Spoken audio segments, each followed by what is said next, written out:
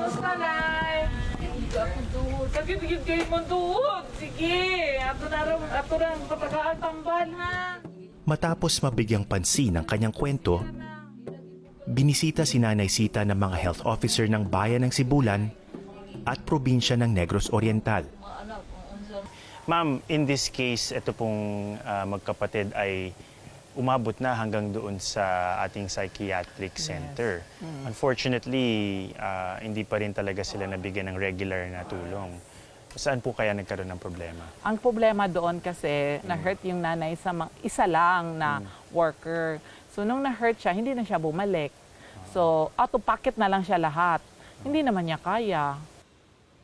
Ano po sa ngayon ang magiging plano para po sa pangangalaga dito sa magkapatid?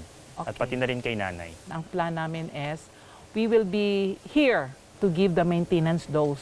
Lahat libre ibigay namin.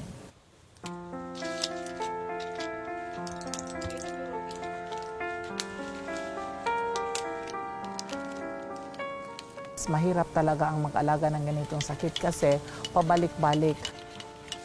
Pero I assure you talaga, no, na kung may maintenance yan, they can live a normal life. Pwede pa po bang mag-improve yung kanilang Yes, kalagayan? mag-improve. Sabi nga ng caretaker, yung pagbigay ko ng gamot, may improvement na siyang nakita.